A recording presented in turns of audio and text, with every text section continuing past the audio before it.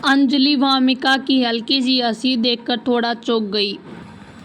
उसकी आंखें चमक उठी और वो धीरे से बोली, इस बार तुम्हारा मेकअप काफ़ी अच्छा, पहले से बेहतर लग रहा है, ऐसे ही मेहनत करती रहो।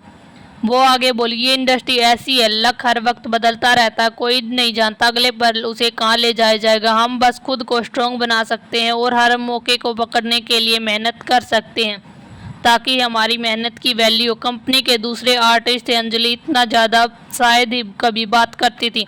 तरुण ने अजीब नज़रों से वामिका को देखा। उसे ऐसा लग रहा था जैसे वह उसे पहले देख चुका है। उसे याद आया वो कुछ टाइम के लिए मिस्टर मेहरा के साथ थी और हाल ही में एक काफ़ी पॉपुलर डेटिंग वैरायटी शो में भी आई थी। स्टॉप मैनेजर की बातें सुनकर वामिका भी थोड़ा सरप्राइज हो गई। उसने अंजलि को ध्यान से देखा और समझ गई इस औरत की कोई बुरी नीयत नहीं है। वो हल्के से मुस्कुराई, थैंक यू, मैं मेहनत करूंगी। दोनों के बीच हल्की सी स्माइल एक्सचेंज हुई। समीर ने जब ये सब देखा तो उसने हल्के से बोई उठाई लेकिन कुछ नहीं बोला। जब वामिका और समीर लिफ्ट से बाहर निकल गए तो तरुण ने धीरे से अपनी नज़रें हटाई और अंजलि से पूछा, क्या आप आज इतना क्यों बोल रही थी? आप तो यूजली ऐसा नहीं बोलती। क्या वामिका में कुछ खास? अंजलि बिना पीछे देखे बाहर निकल गई और बोली, कुछ खास नहीं, बल्कि उसकी पर्सनैलिटी मुझे मेरी पुरानी याद दिलाती है। यह सुनकर तरुण थोड़ा शॉक हो गया। जब उसने पीछे मुड़कर वामिका को देखना चाहा तो वो तब तक कॉरिडोर से गायब हो चुकी थी। अंजलि ने उसकी हालत देखकर कहा, अब तुम उसे ज़्यादा कंपनी में नहीं देख पाओगे, इसलिए ज़्यादा मत सोचो। फिर उसने तरुण के चेहरे को देखकर जैसे कुछ समझ लिया हो है और बोली, लेकिन अगर भविष्य में कभी उसके साथ काम करने का मौका मिले तो उससे अच्छा रिश्ता बनाना। क्यों? तरुण ने पूछा। अंजलि ने ज़्यादा कुछ एक्सप्लेन नहीं किया, बस हल्का सा मुस्कुराई और बोली, मुझे लगता है उसके पास बहुत ही स्ट्रॉन्ग स्टार लक है, बस मेरी बात मान लो। यह सुनकर तरुण और भी ज़्यादा कंफ्यूज हो गया। अंजलि ने उसकी कंफ्यूज शक्ल को इग्नोर कर दिया और उसे कल रात अपने इंडस्ट्री फ्रेंड से मिली खबर याद आ गई। वो चुप हो गई और किसी को नहीं पता था कि वो क्या सोच रही है। कुछ साल पहले एवरग्रीन सिटी का पूरा रीडिज़ाइन हुआ था और जो हाईटेक अमीर लोगों के लिए बनाया गया था वो अब सोने से भी महंगा माना जाता था। वहाँ की हर ज़मीन बहुत ही कीमती थी। अगर किसी के पास वहाँ एक विला भी हो तो वो पूरे एवरग्रीन सिटी में एक बड़ा अमीर इंसान माना जाता था और वहाँ सिर्फ अमीर लोग ही रहते थे। कुछ बहुत ही हाई प्रोफाइल और एसएमई फैमिलीज भी रहती थी, जैसे राजपूत फैमिली।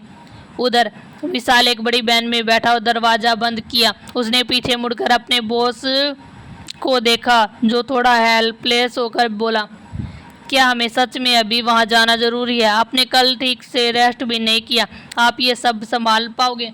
वो आगे बोला, अगर आप कहें तो मैं जाकर ये चीज़ ले आता हूँ, इतना ओवर क्यों करना? क्या आपको खुद जाकर उसे इनवाइट करना ज़रूरी है? फिर उसने हल्का सा ताना मारते हुए कहा, आपको पता भी है आपकी अप्रियंस फीस कितनी है? मियान ने हल्के से अपनी बहू के पास दबाया और झुंझलाहट भरी नज़र से विशाल की तरफ देखा। विशाल ने तुरंत दोनों हाथ उठा दिए जैसे सरेंडर कर रहा हो। वो साइड में मुड़ा और ड्राइवर को जल्दी से गाड़ी चलाने को कहा। उसे डर था कि अगर एक भी सेकंड हुई तो उसका बॉस किसी को मार ही डालेगा। विहान ने आंखें बंद कर ली और थोड़ी देर आराम किया, फिर धीरे से बोला, इस हफ्ते में मुझे प्रोडक्शन टीम में ज्वाइन करना है, लेकिन इस स्क्रिप्ट के कैरेक्टर की पर्सनैलिटी को लेकर अभी भी कुछ चीज़ें क्लियर नहीं है। वो आगे बोला, कल मिस लिली का बर्थडे, हमें वहाँ जाना ही होगा। मैं उनसे स्क्रिप्ट के कुछ पार्ट्स के बारे में पूछना चाहता हूँ। उसने सिर घुमाकर कार की खिड़की से बाहर देखा तो रात हो चुकी थी। अगर वो अभी जाकर मिस लिली के लिए तैयार किया गया गिफ्ट चेक नहीं करता तो अगर कुछ गड़बड़ हो गई तो ठीक नहीं होगा। और सबसे बड़ी बात ये मैडम का ऑर्डर था, उन्होंने साफ कहा था कि उसे जाकर मिस लिली से मिलना है और विहान उनकी बात टालने की हिम्मत नहीं करता था। विशाल ने धीरे से बड़बड़ाते हुए कहा, आप तो ज़रूरत से भी ज़्यादा ही केयरफुल है, ये तो बस एक बर्थडे गिफ्ट है, कोई भी जाकर चेक कर सकता है। फिर उसने हल्का सा ताना मारा, क्या सच में ये आपकी इतनी थकी हुई बॉडी लेकर खुद जाना ज़रूरी है? तभी तो वो गिफ्ट प्रेशियस कहलाएगा। असल में विशाल बस ये चाहता था कि विहान को ठीक से आराम मिल जाए। उसे डर था कि अगर उसकी हेल्थ ख़राब हो गई तो सही नहीं होगा। उसके हिसाब से इतनी छोटी सी बात को खुद संभाल सकता था। विहान को खुद आने की ज़रूरत नहीं थी। विहान ने उसकी फीलिंग्स समझ ली। उसके चेहरे पर हल्की सी स्माइल आई और उसकी खूबसूरत आंखों में थोड़ा सा हेल्पलेस दिखा। वो बोला, बस जाकर देखना ही है तो इससे मैं थक नहीं जाऊंगा, तुम इतना क्यों बोलते हो? फिर उसने सीधा पूछा, जो काम मैंने तुम्हें दिया था वो पूरा हुआ। विशाल का दिल एक पल के लिए धड़क उठा। उसने विहान की तरफ देखा और धीरे से जवाब दिया, मैंने सब पता कर लिया। कल बैंक्वेट में अखिल वर्मा ने जो कहा था वो सच था, लेकिन असली विक्टिम इस मामले में कोई और ही है। वो थोड़ा रुका और फिर आगे बोला, ये सच नहीं है कि वामिका बिना वजह शूटिंग लोकेशन पर ड्रामा कर रही थी, ना ही वो किसी को बुली कर रही थी। असल में नैना वर्मा और नायरा खन्ना ही उसे जानबूझकर परेशान कर रहे थे और उसे बार बार ह्यूमिलेट कर रहे थे। इसलिए वामिका ने जवाब में उन पर पानी फेंका। विशाल ने हल्का सा साथ छोड़ा और बोला, शॉर्ट में कहे तो अखिल वर्मा बस अपनी बहन नैना वर्मा की इमेज बचाने के लिए पब्लिक को गुमराह कर रहा है। वो आगे बोला, वैसे ये मामला इतना बड़ा नहीं है। कल कुछ एंटरटेनमेंट रिपोर्टर को ये खबर मिल गई थी और वो इसे आज हेडलाइन बनाने वाले थे, लेकिन अयान मेहरा ने टाइम पर इसे दबा दिया। अब सिर्फ कुछ लोग ही सच्चाई जानते हैं, बाकी किसी को कुछ भी नहीं पता। वो थोड़ा गर्व से बोला, मैंने अपने लोगों से पूछताछ करवाई और अच्छा हुआ कि डायरेक्टर के अंदर थोड़ी सी ईमानदारी थी। उसने अपने बॉस का साथ न देकर दूसरों को दबाने की कोशिश बिल्कुल भी न की। मेरे लोगों ने बस थोड़ा सा पूछा और उसने सब सच बता दिया। लगता है कि उसे भी नैना वर्मा का दूसरों को परेशान करना पसंद नहीं है। रिपोर्ट खत्म होने के बाद विशाल ने पीछे मुड़कर विहान की तरफ देखा। वो थोड़ा सोचकर सीधा बैठ गया, लेकिन आप वामिका में इतनी दिलचस्पी क्यों ले रहे हैं? असल में इस मामले का हमसे कोई लेना देना नहीं है। फिर आपने मुझे ये सब पता करने के लिए क्यों कहा? विहान ने उसकी बात सुनी और गहरी सांस ली। जो कुछ भी विशाल ने बताया वो लगभग वही था जो उसने सोचा था, लेकिन उसने उसके सवाल का सीधा जवाब नहीं दिया, क्योंकि वह खुद भी सोच रहा था उसे वामिका की इतना चिंता क्यों हो रही है। कल रात एक बिजनेस बैंक्वेट में विहान की मुलाकात वर्मा फैमिली के बड़े बेटे से मैंक वर्मा से हुई, जो उनकी कंपनी का जनरल मैनेजर था। वो आदमी ज़्यादा शराब पीकर बकवास करने लगा, यहाँ तक कि उसने टेबल पर बैठे अमीर और पावरफुल लोगों के सामने भी अपना कंट्रोल खो दिया। सबसे पहले उसने वामिका जैसी छोटी सेलिब्रिटी की हिम्मत पर सवाल उठाया। फिर उसने प्रोडक्शन टीम को गालियाँ दी। उसने कहा नहीं, उन्होंने सही काम नहीं किया और अपनी कंपनी के लिए बेकार स्पोकर्स चुन लिया। और आखिर में उसने खास तौर पर वामिका को टारगेट किया, उसे घमंडी बताया, दूसरों को बुली करने वाली, और ये तक कि कहा कि उसने वर्मा फैमिली को परेशान किया। वो इतना नशे में था कि उसने ये तक कह दिया कि वो इस लड़की को इंडस्ट्री से बैन कर देगा और उसने यहाँ टिकने भी नहीं देगा। उसके साथ आए बॉसेज और असिस्टेंट ने किसी तरह मामला संभाला। उन्होंने समझाया कि ये बात अब सुलझ चुकी है और स्टाइलाइट के मिस्टर मेहरा ने बात की है कि इस मुद्दे को छोटा करके ख़त्म कर देना चाहिए और ऐसा दिखाना चाहिए कि कुछ हुआ ही न हो, तभी जाकर ये पूरा मजाक जैसा ड्रामा ख़त्म हुआ। लेकिन इस पूरे मामले में जब विहान ने जाना पहचाना नाम सुना तो उसने चुपचाप इसे नोट कर लिया और विशाल से इसके बारे में पूछने का मन बना लिया, और इसी वजह से आज विशाल ये सब रिपोर्ट कर रहा था। विशाल ने जब देखा विहान कुछ सोच रहा है, वो थोड़ा पास खिसका और कन्फ्यूजन में बोला, आप क्या सोच रहे हैं?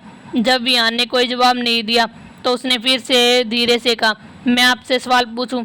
आपने सुना ही नहीं। विहान ने अपने ख्यालों से बाहर आकर विशाल की तरफ देखा। कुछ सेकंड चुप रहने के बाद वो बोला, मैं कुछ सोच रहा हूँ कि अयान मेहरा ने इस मामले को दबाया क्यों। वो आगे बोला, कुछ दिन पहले मैं उनके साथ शो शूट कर रहा था, तब तो वो इंसान इतना अच्छा नहीं था। फिर हल्का सा रुका और फिर बोला, मतलब वामिका के लिए इतना अच्छा? विहान सीधा बैठ गया और विशाल की तरफ देखते हुए बोला, शो में उसकी नायरा खन्ना के लिए फीलिंग्स फेक नहीं लगती थी।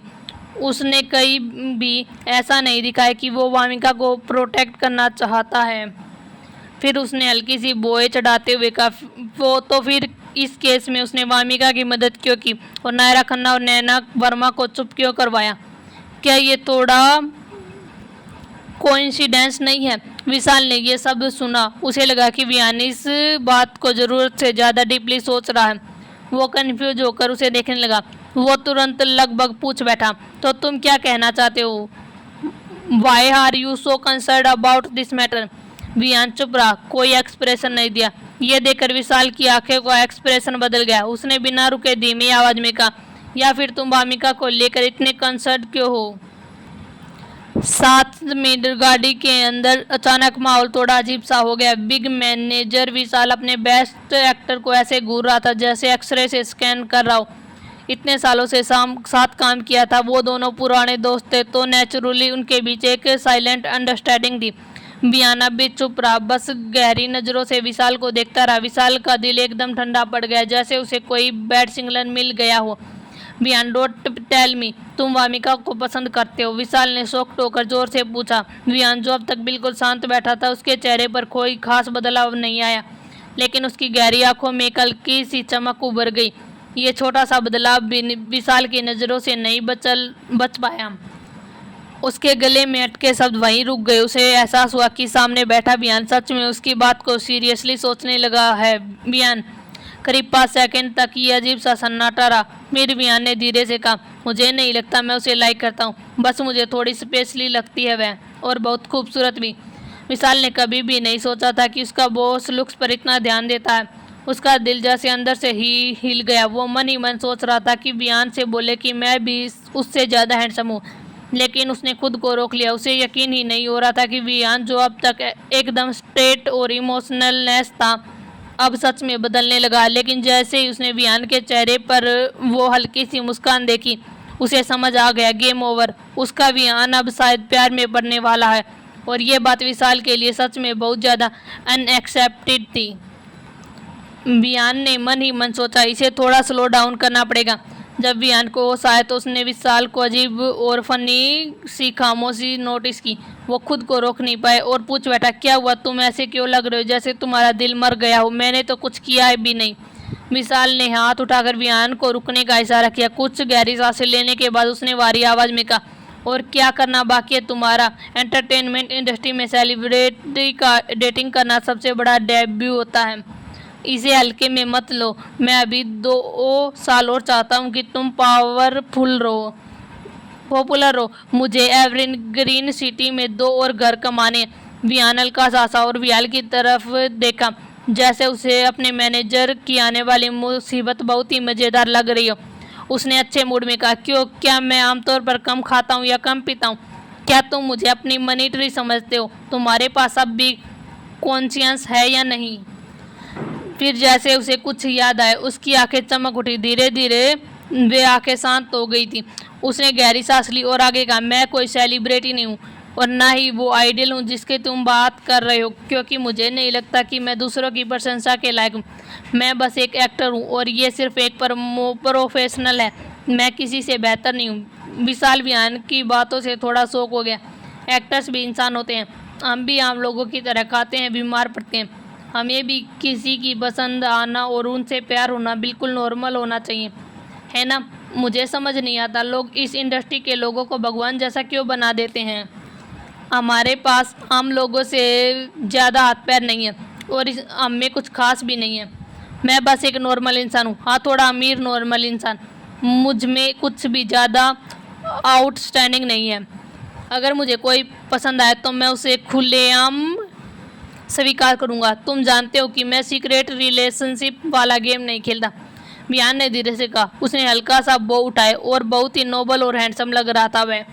उसके सोक्ट खड़े विशाल की तरफ देखा, थोड़ा सोचा, फिर बोला, मुझे ऐसे फैंस की ज़रूरत नहीं है जो ये एक्सेप्ट ही नहीं कर सकते कि मैं परफेक्ट नहीं हूँ। मैं इंसान हूँ, उनके दिल का कोई परफेक्ट सिंबल नहीं, समझे तुम?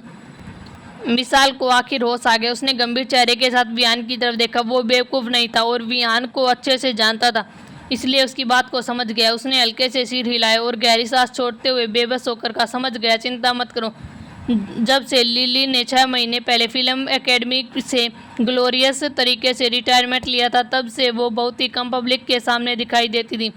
उम्र बढ़ने के साथ उन्हें शांति और सुकून पसंद आने लगा था, इसलिए जब उनके बच्चों ने उसका 50वां बर्थडे बैंक्वेट रखने का सुझाव दिया तो लिली ने उन्हें मना कर दिया।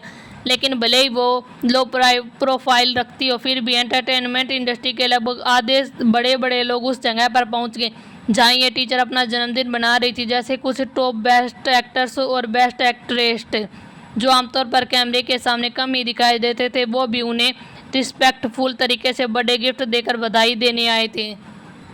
सही बात है, अगर इस रोल के लिए सही एक्टर चुन लिया गया तो वो ट्रेंडिंग स्टार बन सकती है। लिली ने हाथ में वाइन ग्लास पकड़ते हुए कहा और उनके अंदर से एक ग्रेसफुल ऑरा झलक रही थी। उन्होंने कोई मेकअप नहीं किया था, लेकिन यह समझना मुश्किल नहीं था कि वो अपनी जवानी में बहुत ही खूबसूरत रही होंगी। वो बस अपने पास खड़े इंसान से धीरे धीरे बात कर रही थी। इस एलिगेंट और शांत आंगन में उनकी मौजूदगी बहुत ही सुकून देने वाली थी। उनके पास खड़ा और उनसे बात कर रहा इंसान था आसमा खान, जो प्रोड्यूसर थी। आसमा खान और लिली थापा कई साल पुराने दोस्त थे और वो उनके बर्थडे को सेलिब्रेट करने आई थी। साथ ही वो अपने बड़े सोशल सर्कल से की सपोर्टिंग एक्टर्स के लिए सही एक्टर्स ढूंढना चाहती थी। लिली थापा को अच्छी तरह पता था कि आसमा खान आज यहाँ क्यों आई है। सच में जब आसमा खान ने उस कैरेक्टर की बायोग्राफी उन्हें दी तो उनकी चमक उठी आंखें। उन्होंने फिर एक ऐसा कैंडिडेट याद आया था जो इस कैरेक्टर के लिए बिल्कुल परफेक्ट था, लेकिन लिली थापा को यह यकीन नहीं था कि वो इंसान आज भी यहाँ आएगा या नहीं। आसमा खान ने आंगन में मौजूद लोगों को ध्यान से देखा और अच्छे मूड से बोली, तुम्हारी जगह काफ़ी शांत है लेकिन थोड़ी रिमोट भी है। पता नहीं बियान राजपूत बाद में इसे ढूंढ पाएगा या नहीं। बियान राजपूत? क्या वो भी आज आ रहा है? उसने तो मुझे पहले कभी नहीं बताया। लिली थापा ने हल्का सा चौंक कर पूछा। उनके हाथ में पकड़ा वाइन का गिलास एक पल के लिए रुक गया। आसमा खान ने सुनकर हल्का सा हंसी। वो कुछ कहने ही वाली थी तभी आंगन के दरवाजे से हलचल हुई। दोनों ने पीछे मुड़कर देखा। लिली मैडम, हम आपका बर्थडे सेलिब्रेट करने आ गए हैं। जैसे ही नायरा ने आंगन की चूना पत्थर वाली टाइल्स पर कदम रखा, उसकी आवाज़ पूरे आंगन में गूंज गई। उसके एक्साइटमेंट अंदाज के साथ ही लोगों का ग्रुप तेजी से अंदर आ गया। आसमा खान ने अनजाने में हल्का सा वॉइस रिकॉर्ड ली। उसे ये ग्रुप थोड़ा ज़्यादा शोरगुल वाला लगा। जब उसने मुड़कर होस्ट के चेहरे को देखा तो उसने लिली थापा की आंखों में एक पल के ये नाखुशी की झलक देखी, जो अगले ही पल गायब हो गई। ये इमोशन थोड़ा ज़्यादा ही जल्दी बदल गया था। अगर आसमा खान अपने दोस्त को अच्छे से नहीं जानती तो उन्हें लगता कि शायद उन्होंने कुछ गलत देख लिया। जो लोगों का ग्रुप अचानक आंगन में घुसा था वो असल में नायरा और राहुल लीड कर रहे थे। ये सभी लोग उस समय के स्टूडेंट थे जब लिली थापा फिल्म एकेडमी में पढ़ाती थी। राहुल को लीड करते हुए देखकर लिली थापा को लगभग समझ ही आ गया कि क्या चल रहा। उन्होंने बेबस होकर एक हल्की सी सांस ली। जब राहुल नायरा के साथ उनकी तरफ आया तो उन्होंने मजाकिया अंदाज में डांटते हुए पूछा, मैंने कहा था ना कि इस बार कोई भी बड़ा सेलिब्रेशन नहीं होगा, फिर भी तुम सारे लोग क्यों आ गए बदमाश। लिली थापा के चेहरे पर मुस्कान देकर राहुल ने जैसे राहत की सांस ली। उसने हल्का सा मुस्कुराते हुए उन्हें नमस्कार किया और चमकती आंखों के साथ बोला, आप सही कह रही हैं, लेकिन मुझे लगा कि आज का दिन इतना खास, अगर हम स्टूडेंट नहीं आते तो थोड़ा सा अजीब नहीं होता। इसलिए मैंने नायरा के साथ मिलकर आपका बर्थडे सेलिब्रेट करने का प्लान बनाया। बस उम्मीद है कि आपको हमारा शोरगुल बुरा नहीं लगेगा और हमें कुछ अच्छा खाना पीना मिल जाएगा।